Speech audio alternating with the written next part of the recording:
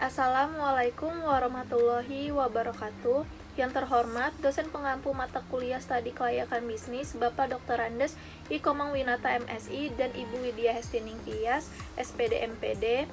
Saya Niputu Monika Arista dengan dua rekan saya, Dwi Nurul Aisyah dan Nadia Nabila akan mempresentasikan materi aspek hukum.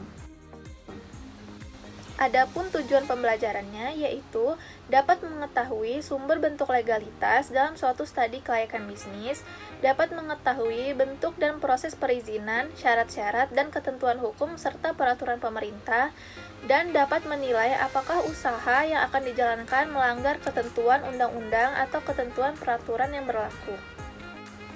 Pengertian aspek hukum atau yuridis.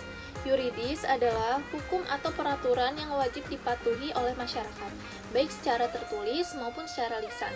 Yuridis yang tertulis diantaranya adalah undang-undang, sedangkan yuridis yang berupa lisan adalah hukum adat.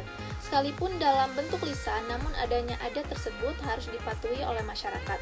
Jika seseorang atau kelompok melanggar hukum lisan, maka dia akan tetap mendapatkan sanksi. Adapun tujuan dari aspek yuridis yaitu untuk meneliti keabsahan, kebenaran, dan keaslian suatu dokumen hukum.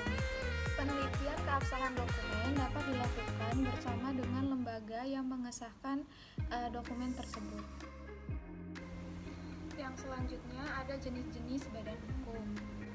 Yang pertama ada perusahaan perseorangan, yaitu bentuk perusahaan yang paling sederhana.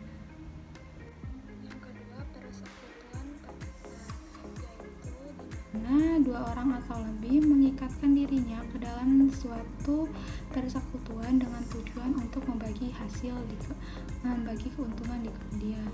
Yang ketiga persekutuan firma, yaitu untuk menjalankan perusahaan dengan nama bersama dan tanggung jawab bersama terhadap firma.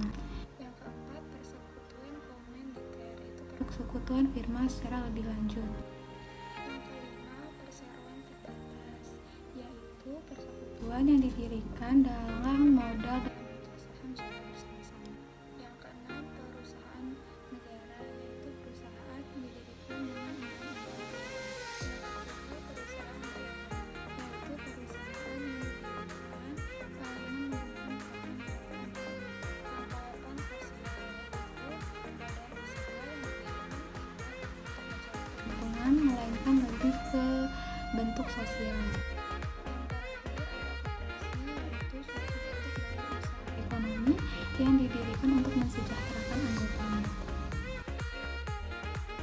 Jenis-jenis izin usaha, yaitu yang pertama, surat izin usaha perdagangan, surat izin usaha industri, izin usaha tambang, izin usaha perhotelan dan pariwisata, izin usaha rumah sakit dan usaha farmasi, izin usaha peternakan dan pertanian, izin domisili, izin agunan, izin mendirikan bangunan, izin tenaga kerja asing. Lalu selanjutnya dokumen yang diteliti. Yang pertama yaitu bentuk badan usaha, di mana badan hukum yang lazim di Indonesia seperti perseroan terbatas, perseroan komanditer, koperasi, yayasan, firma, dan lain-lain. Lalu selanjutnya tanda daftar perusahaan, di mana membuat surat daftar perusahaan sesuai dengan bidang usahanya masing-masing. Lalu selanjutnya NPWP, yaitu nomor pokok wajib pajak. Lalu selanjutnya yaitu penelitian lapangan. Penelitian lapangan berfungsi untuk mengecek kebenaran data atau informasi yang kita butuhkan. Untuk menguji kebenaran dan keabsahan dokumen dapat dilakukan dengan dua cara. Yang pertama yaitu menandatangani sumber informasi yang berhak mengeluarkan surat atau dokumen. Lalu yang